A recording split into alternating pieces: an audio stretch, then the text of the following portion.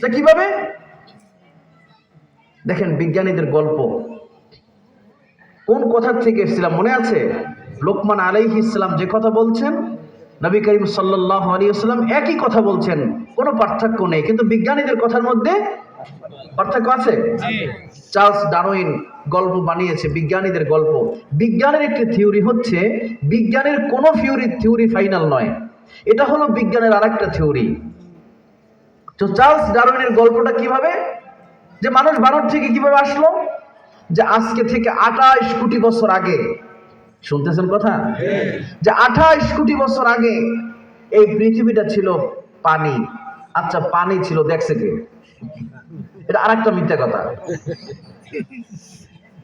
বিজ্ঞানীদের কোন theory final নয়, এটা হলো বিজ্ঞানের আরেকটা থিওরি।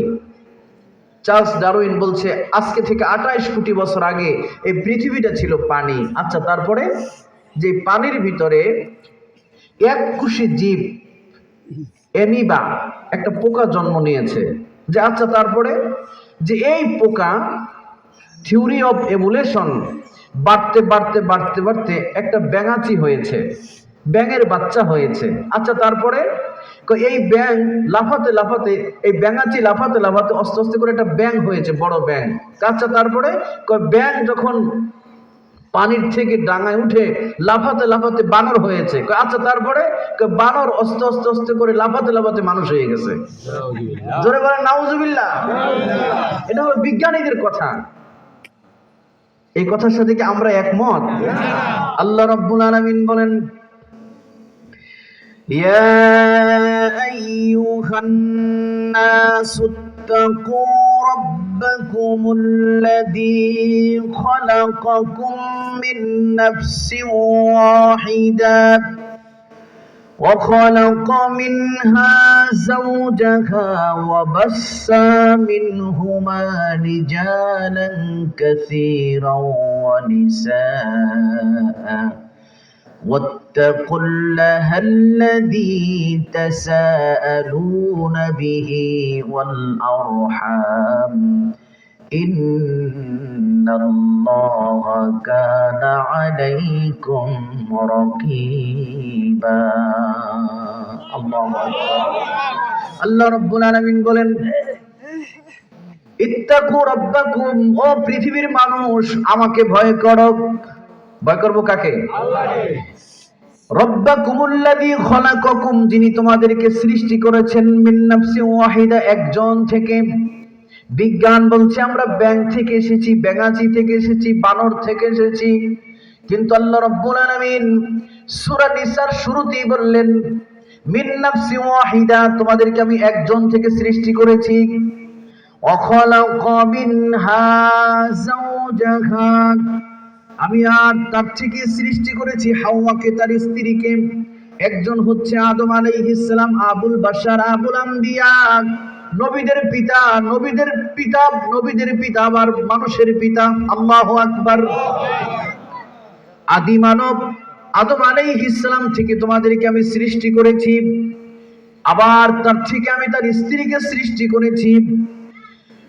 ওয়াবাসসা মিনহুমা রিজালান কাসীরান ওয়া নিসাআ, এই পৃথিবীতে আমি যত মানুষ এসেছে আমি এই দুইজন থেকে সৃষ্টি করেছি, বহু নারী বহু পুরুষ দিয়ে আমি গোটা পৃথিবীটাকে ভরে দিয়েছি। তাহলে বিজ্ঞান বলছে বানর থেকে, আর আল্লাহ রাব্বুল আলামিন বলেন আমরা মানুষ থেকে এসেছি। সত্য হবে কারটা? জোরে বলুন। বিজ্ঞান বলছে আমরা বানর থেকে এসেছি।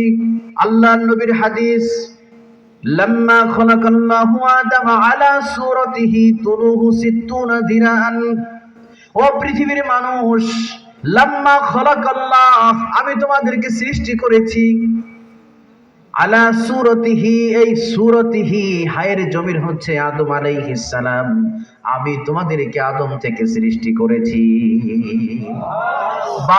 বিজ্ঞান বলে বানর থেকে। বিজ্ঞান কি বলছে? দেখেন যারা বানরের গোষ্ঠী তাদের চিন্তা কি আসতেছে সামনে, কেন এই কথা বললো, কেন এই থিওরি তারা পেশ করলো? বিজ্ঞান বলছে বানর থেকে, আর আল্লাহ রাব্বুল আলামিন বলছেন আমরা মানুষ থেকে, আদম থেকে। সত্য হবে কারটা? যারা মনে করে আমরা বানরের গোষ্ঠী, আমরা কেউ বানরের গোষ্ঠী? আমরা কেউ কি বানর? আমাদের 14 পুরুষের কবর এই গোরস্থানে পড়ে আছে, কেউই বানর ছিল না। যারা বলছে বানরের গোষ্ঠী, যারা এই 17 বছর শিক্ষা ব্যবস্থাকে, এই 56,000 বর্গ মাইলের 18 কোটি মানুষকে যারা বানরের সাথে পরিচয় করিয়ে দিতে চেয়েছিল, যারা প্রমাণ করতে চেয়েছিল আমরা বানর থেকে এসেছি, সেই তারা হতে পারে বানর। জাফর ইকবাল আর শাহরিয়ার কবির আর মুনতাজির মামুন তারা বানরের গোষ্ঠী হতে পারে, আমরা কেউই বানরের গোষ্ঠী না, ঠিক কিনা বলে? আমরা মানুষের গোষ্ঠী। এই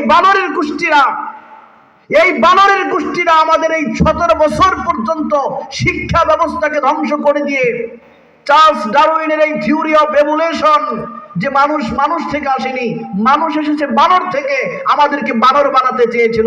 আর বানরের গোষ্ঠীরাই লাফাতে লাফাতে এই 18 কোটি মানুষ তাদেরকে জঙ্গলে তাড়িয়ে দিয়েছে, ঠিক কিনা বলে? কারণ বানরের জায়গা তো আর রাজপথে হয় না, বানরের জায়গা হয় কোথায়? জঙ্গলে। জোরে বলেন কোথায়? জঙ্গলে। আমাদেরকে বানর বানাতে চেয়েছিল। আপনি খুলুন একটা বই, আমি জ্ঞানীদের জন্য কথা বলছি, আপনি একটা খুলুন একটা পাঠ্যপুস্তক, আপনার ছেলে মেয়ে পড়ে স্কুল কলেজে, খুলুন, আপনি একটা পৃষ্ঠা পড়েন। আপনি যে দেশে 56,000 যে দেশে 96% মুসলমান, যে দেশে 96% মুসলমান, সেই দেশের আপনি একটা বাংলা বই খুলুন, একটা বই খুলুন আপনি 7, 8, 9, 10 এর, সেখানে গল্প আছে চ্যাটার্জির, ব্যানার্জির, চট্টোপাধ্যায়, গঙ্গোপাধ্যায়, উপাধ্যায়, ঠাকুর, এদের গল্প দিয়ে কিভাবে ডিম ভাজতে হয়, আলুর ভর্তা কিভাবে বানানো হয়, এইটা হলো পাঠ্যপুস্তকে পড়া। একটা ছেলে কিভাবে ম্যাচিউরড হয়, একটা মেয়ে কিভাবে ম্যাচিউরড হয়, এটা কি পাঠ্যপুস্তকে ছাত্র শিক্ষক এক জায়গায় বসে পড়ার কোনো বিষয়? এগুলো পড়া তো দূরের কথা জাতি, এগুলো পড়া তো দূরের কথা, এগুলো প্রসাব করে পানি লাগানো জায়েজ নাই। এই পাঠ্যপুস্তক দিয়ে আমাদের এই জাতিকে ধ্বংস করার পরিকল্পনা হিসাবে হিন্দুস্তানের গোলামেরা, হিন্দুস্তানের 5 গোলামেরা এই 17 বছর পর্যন্ত শিক্ষা ব্যবস্থাকে ধ্বংস করে যুব চরিত্রকে ধ্বংস করতে চেয়েছিল। যুব চরিত্র ধ্বংস করে, শিক্ষা ব্যবস্থাকে ধ্বংস করে, আমাদের এই মাথার উপরে কালো শকুনের থাবা দিয়ে কোন সময় চট্টগ্রাম, কোন সময় সাতক্ষীরা, কোন এক সময় যশোর, এগুলো তারা ভারতের অংশ হিসাবে নিতে চায়। 56,000 বর্গ মাইলের 1 চুল পরিমাণ জমিন, 1 ইঞ্চি জমিন কোন নাস্তিকদের জন্য, কোন হিন্দুত্ববাদীদের জন্য আমরা ছেড়ে দিতে রাজি নয়, ঠিক কিনা বলেন?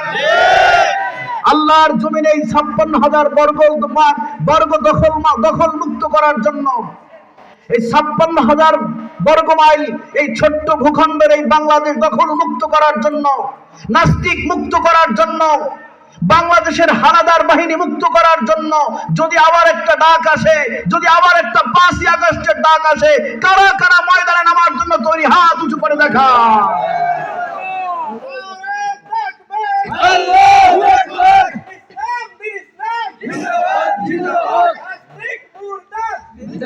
আমরা এই মাহফিল থেকে সাবধান করে দিতে চাই, হিন্দুস্তানের গোলামের আমাদের চট্টগ্রামে একজন অ্যাডভোকেট সাইফুল ইসলামকে তোমরা হত্যা করেছ।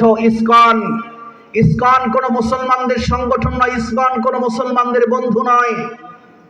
যারা মুসলমানদের রক্ত নিয়ে খেলা করো, তোমাদের মনে রাখা দরকার 818 বছর পরে তোমরা এই জমিন থেকে তোমাদেরকে আমরা তাড়িয়ে দিয়েছিলাম, তোমাদের দাদা বাবুদেরকে। আবার 818 বছর পরে আবার হিন্দুস্তানের গোলামেরা, হিন্দুস্তানের 5 গোলামেরা আবার হিন্দুস্তানেই পালিয়ে গিয়েছে, ঠিক কিনা বলেন? আমাদেরকে বলা হতো রাজাকার, আমাদেরকে বলা হতো পাকিস্তান, বিএনপির লোকদেরকে বলা হতো পাকিস্তান, ওলামায়ে কিরামদেরকে বলা হতো রাজাকার, জামাত ইসলামীর লোকদেরকে বলা হতো জঙ্গিবাদ। এদেশে জঙ্গিবাদও আছে। এই জঙ্গিবাদের ধোঁয়া তুলে 5ই আগস্টের পরে 5, 6, 7, 8 এই 3 দিন তো কোনো রাষ্ট্রে কোনো সরকার ছিল না। যদি জঙ্গিবাদ থাকতো তাহলে জঙ্গিরা গোটা দেশটাকে দখল করে ফেলতো না? এটা 17 বছর ছিল নাটক। জঙ্গিবাদের নাটক তুলে মূলত আলেমদেরকে রাজাকার বলা হয়েছে, জঙ্গিবাদ বলা হয়েছে, পাকিস্তানি বলা হয়েছে। আমরা এই পাকিস্তানি যাদেরকে বলা হয়েছে, রাজাকার যাদেরকে বলা হয়েছে, আমরা সবাই এই দেশেই আছি, ঠিক কিনা বলেন? আর যেই দেশের আপনি দালাল, যেই দেশের চাটুকারিতা করছেন, যেই দেশের গোলামি করেছেন, সেই দেশেই আপনি পালিয়ে গিয়েছেন, ঠিক কিনা বলেন? অতএব কোনো পাকিস্তানি পালিয়ে যায় নাই, বোঝা যায় তাহলে আমরা কোনো পাকিস্তানের দালাল নই, আমরা কেবলমাত্র শুধুমাত্র আল্লাহর গোলাম, ঠিক কিনা বলেন? আমরা কারো গোলামি করি না, আমরা গোলামি করি আল্লাহর।